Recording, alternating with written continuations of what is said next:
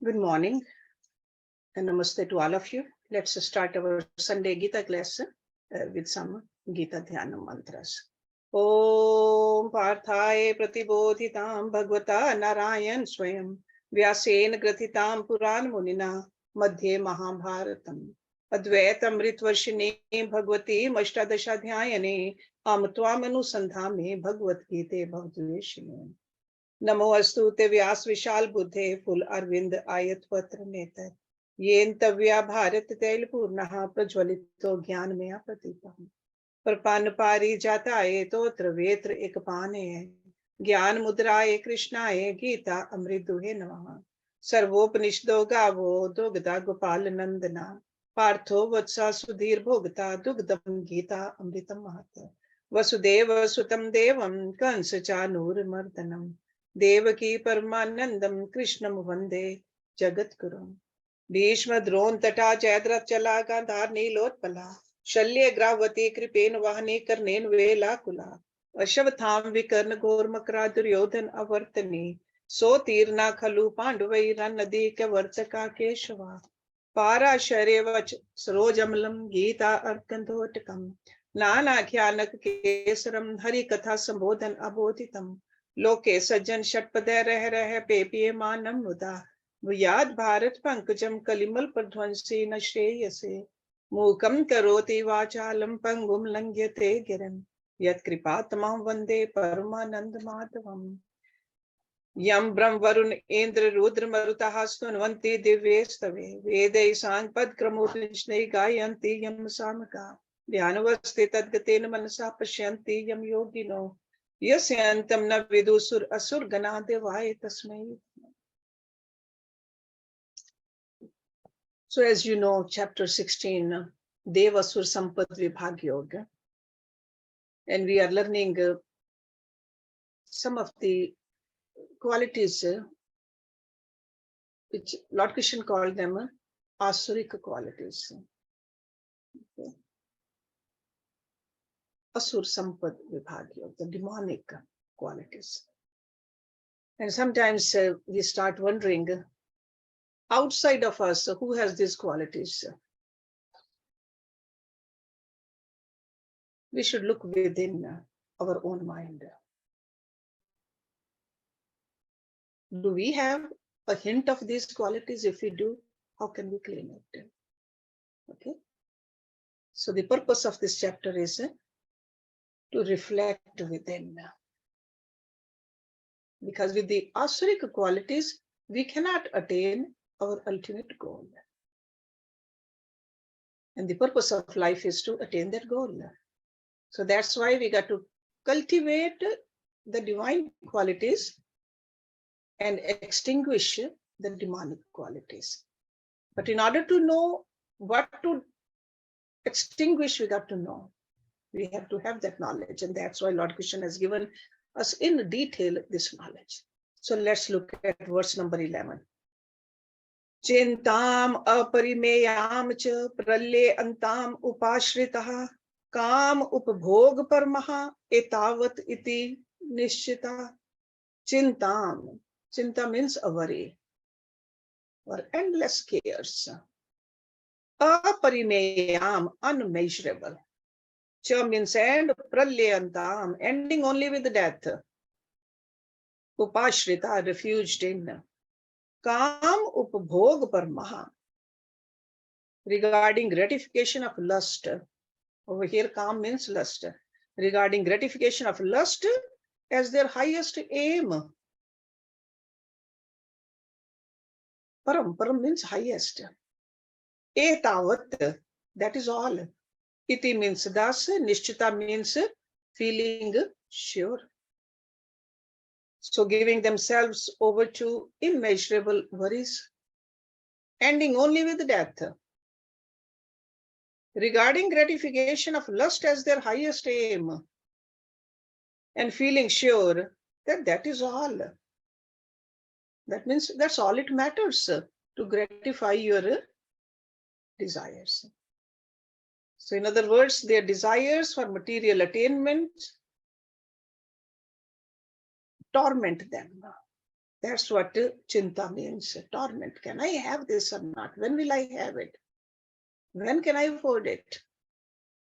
And they undertake enormous schemes to fulfill their aspirations, worldly aspirations. So chintam aparinayam, that means they are wedded to anxiety and worry. It's almost like a very desperate life they live. And they drag their life to futile endeavors. And it ends only, he says, when they die. Until the death, they keep on worrying about it, this or that. So in other words,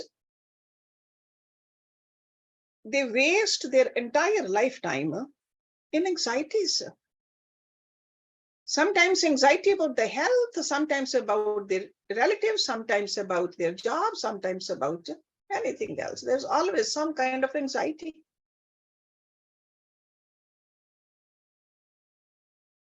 And they realize in the end only how miserably they have failed. And this life has been a tragedy. Okay?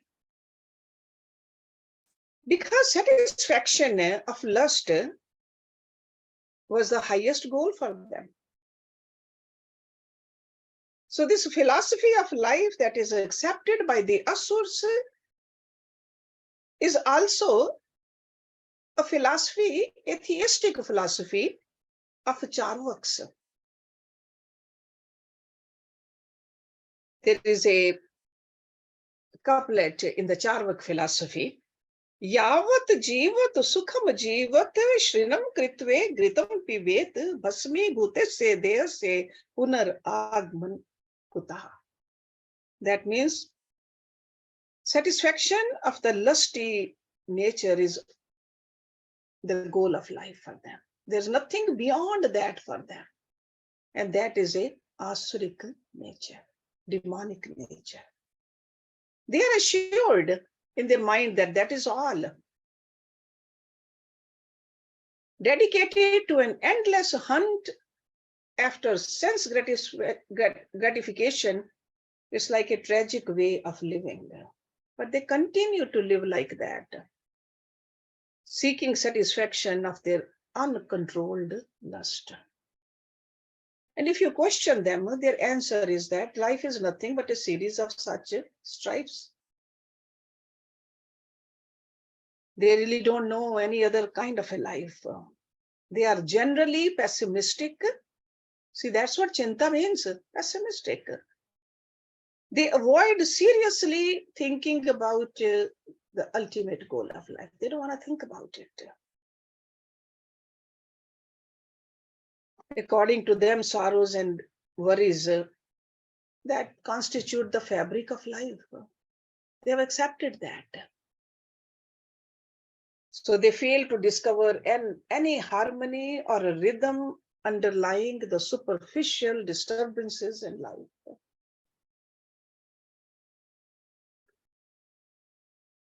And in this very unproductive exertions, they waste their powers only due to a miserable death. Exhausted, worried, disappointed. Then let's look at continuation of this in next verse, verse number 12.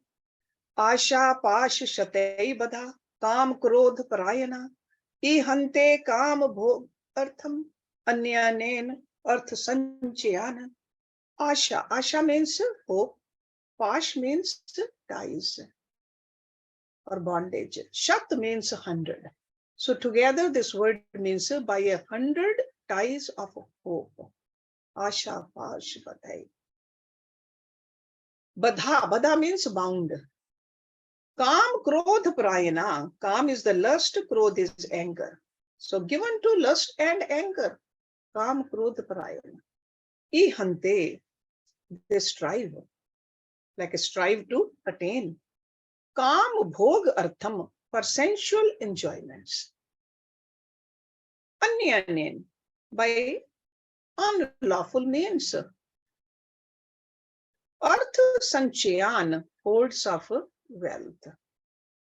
So bound by 100 ties of hope, given to lust and anger, they strive to obtain by unlawful means hoards of wealth for sensual enjoyments.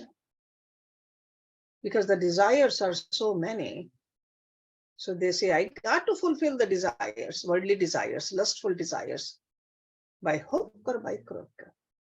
That's what it means. Because they are bound by hundreds of desire ropes. So entangled by hundreds of desires, mental and intellectual energies get dissipated. Because intellect is the one which tells us don't go the wrong way. But if the intellect has been looted away, then they don't mind going the wrong way. So this kind of a person becomes restless, impatient with things that happen around him, and soon loses his balance of mind, his sense of judgment. So in order to have a proper judgment, we got to have a calmer mind. We got to have a higher and a sharp intellect also. They get irritated very easily. They get unhappy very easily. And that's why he said, Kam Krodh Prayana, such a person is seen in life given to yearning and anger. Wish I had that. Never happy with what they have. Always looking at somebody else's plate. Wherever desire is throttled, anger is natural. Like your desire cannot be fulfilled, you'll always find somebody or some reason to get angry. Because of that person, I did not get that. So he's a devotee of desires. See, on one hand, we are supposed to be devotees of Lord. Bliss, love, compassion, enough. They are devotees of desires. So that's why this person or these people pursue sensual fulfillments and since in the world of competition, often desire fulfillment gets throttled. There'll always be somebody who has more than you. So his lust urges get transformed into wild and passionate anger. They'll always find somebody or something to get angry. They do strive though. They do strive, ihante. So now, no doubt they strive, they work hard. In fact, they work hard tirelessly, diligently to satisfy their ever-increasing urges. So this is what ihante kam bhog artam. They are not seeking happiness in the peace, in the service, in the love for mankind, or love for the nature. Theirs is the anxiety to quench a nameless thirst that they are feeling, a strange kind of a hunger they are suffering from. This is what Kam Bhog Artham means. Madly they strive, they work day and night. That's where that workaholic word has come from. They work very hard. They want to acquire, possess, in their desperate anxiety to indulge and enjoy. They lose sight of the divine principles of existence and the noble dictates of their conscious even. And that's why the unlawful means they don't mind applying to get more. So they strive day and night to satisfy their inexhaustible passion with wealth acquired and hoarded by all unjust means also. Just look at it. This was written more than 5,000 years ago. Strangely enough, this portion of the description of Asurs or the demonic people is like a bitter but honest criticism of our own age.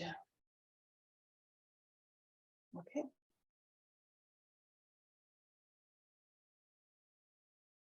But Lord Krishna is continuing to paint the attitude of such people to life in the next verse. Verse number 13. Idam adhe mea labdham imam prapya se manoratham idam asti idam api me bhavishyati punadhanam. Idam means this, adhe means today. Maya, by me, labdham has been gained. Imam this, prapya se shall obtain, manoratham desire. Again, idam means this, asti is, idam this, api also, me, to me. Bhavishyati shall be, that means in future. Punha dhanam, punha means again, dhanam means wealth. This today has been gained by me. This desire I shall obtain. This is mine. And this wealth shall also be mine in future. I'm sure you don't need much explanation on this verse. Average person in this world today lives exactly the life suggested here. The most successful person in a competitive world is he who lives in constant consciousness of what he has already acquired. Constantly looking at their portfolio. Constantly.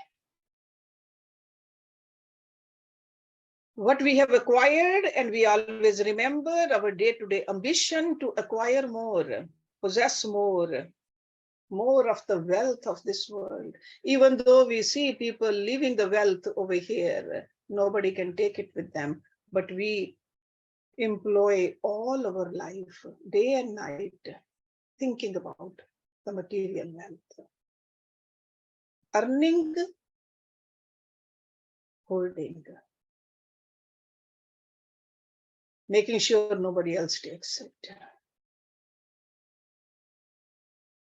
And the laughable paradox in the philosophy of possession is that the more a person has, the more one craves for.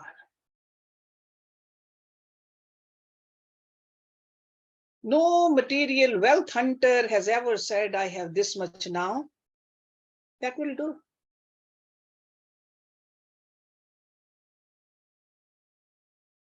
A person who has 1,000 will look at a person who has 100,000. Person who has 100,000 will look at a person who has 1,000,000. Person who has millions will look at it. Who has billions always want more and more and more. No satisfaction. So Lord Krishna is saying the game of desires is an endless gamble. The more one possesses, the more one is tempted to strive to possess more. Because we saw earlier in Bhagavad Gita, Lord Krishna said, he who has disciplined and controlled himself to such an extent that the world of stimuli cannot create even a ripple of reaction, he alone knows that peace, that shanti, not the desire of the desirers. If you keep on adding more and more worldly desires, there's no peace. Peace is only when we end these desires. This sermon, he gave it to us in chapter 2. Right in the beginning of Bhagavad Gita. And throughout also, and now again, now he's telling us very, with a sharp words over here, so that we can understand it. So he's not only painting the picture of a Asuric mind about the physical things, he is also telling us the attitude, his attitude towards the world of beings. How does he look at the people around him? Let's look at verse number 14. what Lord Krishna is saying about his attitude towards the beings. Asau meya hata shatru hanishye cha apranapi ishvara aham bhogi siddha aham balwan sukhi. Asau, that maya, by me, hata, slain, killed, shatru, enemy. Hanishye, I shall destroy. Cha means and, paran, others, api also. Ishvaraha, Lord, aham, I. Bhogi, the enjoyer. Siddha, perfect. Aham, I. Balwan, powerful. Sukhi, happy. That enemy has been slain by me. See, the Vedic philosophy is we are all one. There's no enemy. But when we have a Asuric nature, we look at other people, our competitors, as enemies. That enemy has been slain by me. And others also I shall destroy. I am the Lord. I am the enjoyer. I am perfect, powerful, and happy. And it is a commentary on the lives of many of us too, unfortunately. A lot of businessmen in the world, unknown to themselves, constantly chant this kind of a verse. Maybe in their own language, but this is what they say. That I have destroyed one competitor in the market and now I must destroy the remaining two competitors also. I am biggest of all. This kind of a person does not mind saying that what can these poor people do to stop me from doing what I want? Because there is none equal to me, they think. In any respect, I am the Lord. I enjoy. I am the most successful businessman. I am strong, influential. I have capital. I have connections. I have bank balance. And even they say, I am personally healthy. They want to just give that kind of a picture. This is the ego's song of success that is ever humming in the heart of a true materialist. Constantly. And what is an intellectual estimate of a materialist about himself? Let's look at the next verse 15. Looks like Lord Krishna was really on a roll over here, as they say. Adya abhijanvan asmi ka anya asti sadrishamya yakshe dasyami modyashe iti agyan mohita. Adya, rich. Abhijanvan, well born. Asmi, I am. Ka means who, anya, else, asti is, sadrishaha, equal, maya, to me.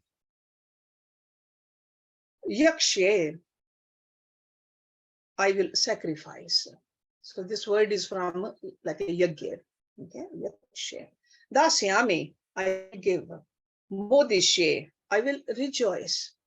Iti means thus, agyan mohita, deluded by ignorance. So he says that I am rich and well born, this materialist. Because intellectually, that's how he's judging himself. I am rich and well born. Who else is equal to me? I will sacrifice. I will give charity. Dasyami. I will rejoice.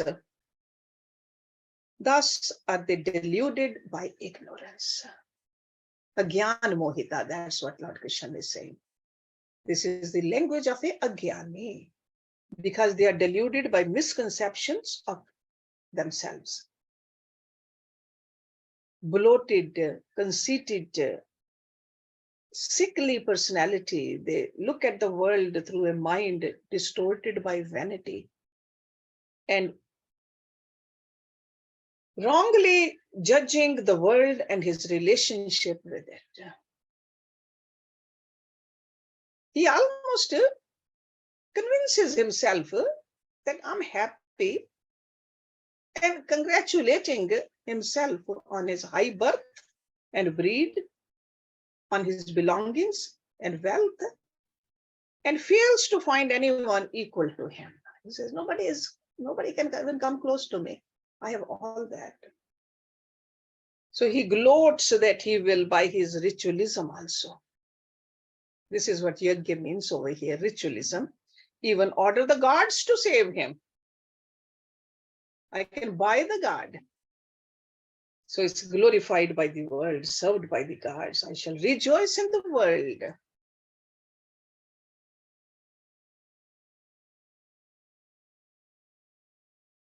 In the next verse, Lord Krishna is summarizing 3 previous verses. Anek chit vibhrantah mohjal samavrita prasaktah kam bhogeshu patanti narke ashucha.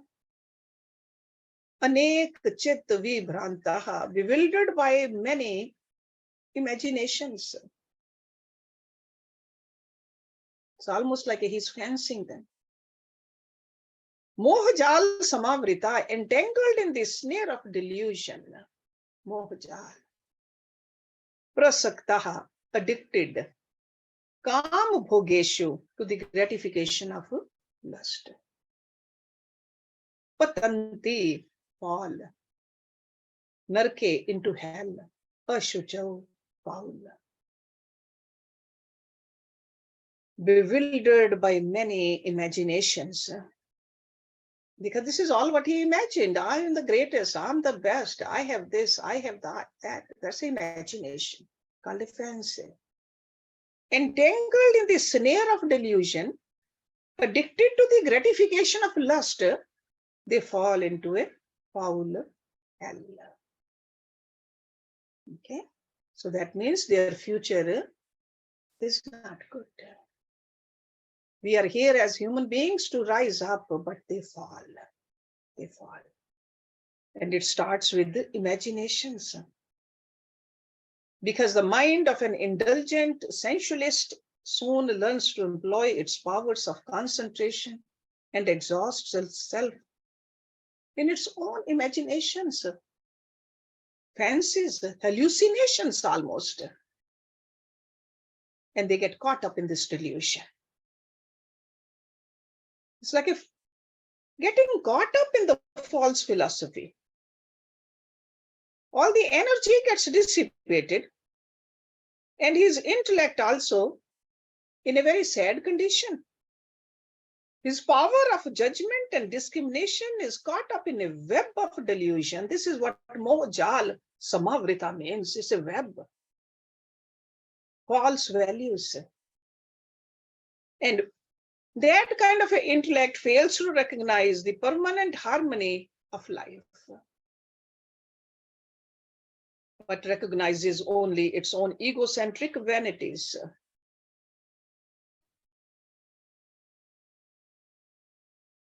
With such a distorted view. And then they are addicted to sense enjoyments. He again says that prasaktaha kam bhogeshu, so addicted. Because when a person's intellect is clouded, mind gets agitated, his sense organs, because sense organs are the vehicles through which the mind and intellect has to express itself. We know that. They certainly behave erratically. Naturally, such a person becomes a victim of lust and sense gratification. So never enough, never enough. Because we all know we are in a karma yoni, but through doing the karma, we are supposed to go up, move up, not go down, not get addicted. But Lord Krishna says this kind of a person goes into a foul hell. They fall into that. We need not be great philosophers to understand that such an individual who is physically working so hard day and night, mentally confused, intellectually upset, will live here in a self-created hell, disturbing his own personality contents and also the people who live around him too. Okay, the environment becomes all foul. It's like a toxin environment. In Ramayana, when Tulsidas ji talked about it, in his own words, he said, Karam Pradhan Vishv Kare Rakha, Jo Jaisa Kariye, So Taisa Phal Chaka. Because actions are important in this world. Karam Pradhan, because we are in a Karam Yoni. Actions are important in this world. Whatever actions people perform, they taste the corresponding fruits. So they are doing the actions, but through those kind of actions, the asuric actions, the demonic actions, they fall into the foul hell. That's what he's saying. In a foul hell. Even if the environments are conducive, this person discovers in himself methods of upsetting them by his own inner suffering. Can't even enjoy a good weather. Can't even enjoy a good food. Can't even enjoy good company. Because hell and heaven are determined by the amount of discord or harmony that we successfully bring about in our inner makeup. So if our mind is disturbed, our intellect is not clear, our senses are not even our control, sure, outside it could be pretty conducive environment, but inside we are still living in a hell. That's what Lord Krishna says. Patanti narke ashuchau. And the characteristics of such people and their yajna, let's look at in the verse number 17. Atam sambhavitaha stabda dhanman madanvita yajante naam yagyate dambhen avidhi purvakam. Atam sambhavita, self-conceited, satabda, stubborn, dhanman madanvita, filled with the pride and intoxication of wealth. Okay, mad. Yajante, they perform naam yajna, sacrifices in names. That means just to show that we are doing it. We are going to the temple. We are performing a yajna, naam yajna, sacrifices in names only. Te means they, dambhen, out of hypocrisy. Avidhi purvakam, contrary to scriptural ordinances. Avidhi. So self-conceited, stubborn, filled with pride and intoxication of wealth, they perform sacrifices in a name only, out of hypocrisy, contrary to scriptural ordinance.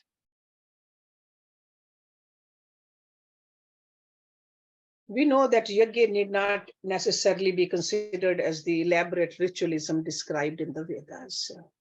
Our every action can become a yajna. The spirit of selfless effort in the service of mankind was described by Lord Krishna as the greatest yajna.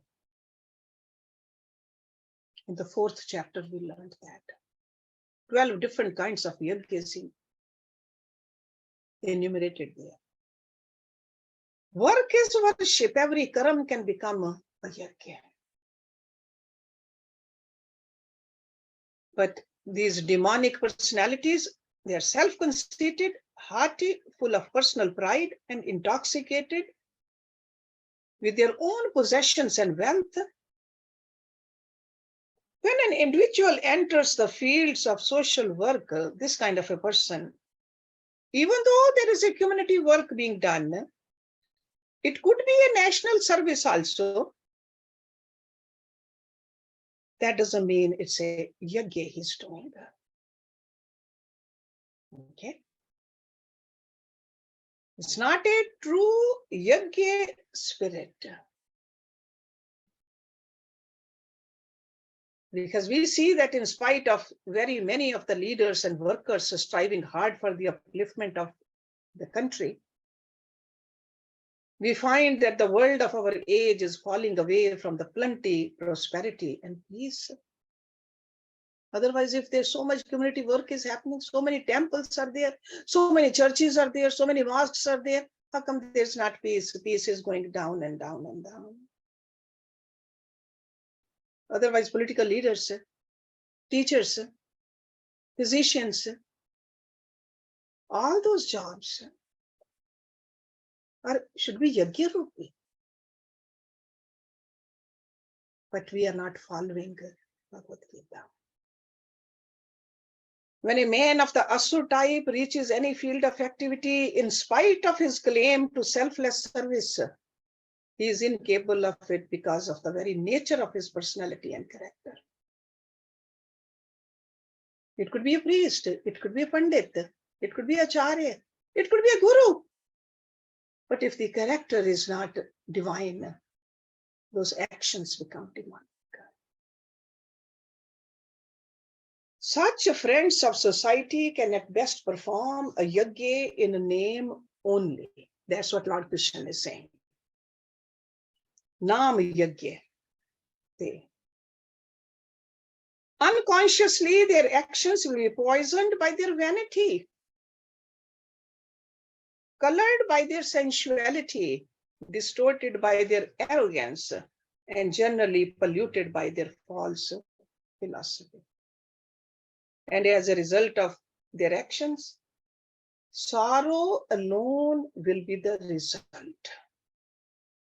Sorrow. Virtuous people perform sacrifice to purify the self and to please God. That's what the yajna is.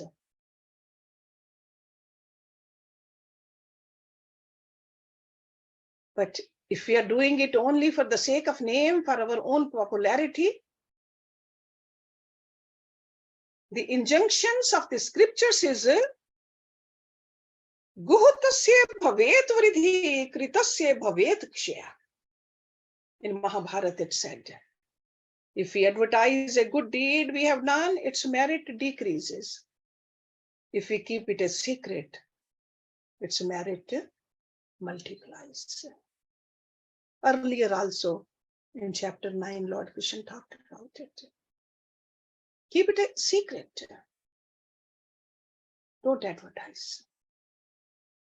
Now we'll see next week, in the next verse, he is continuing how these demonic people keep on falling lower and lower each day. He's not done with us yet. Because he really is a great teacher, great guru, he wants to open our eyes so that we don't keep on slipping down and down and down. He wants to hold our hand. But we got to make the effort also. We got to work on our bodies. We got to work on our minds, on our desires, on our intellects. He's helping us. So let's stop it here. And we'll start with verse number 18 next week. Om Purnamada Purnamidam Purnat Purnamudachyate Purnasya Purnamadaya Purnameva Visheshyate. Om Shanti Shanti Shanti Om. Thank you very much.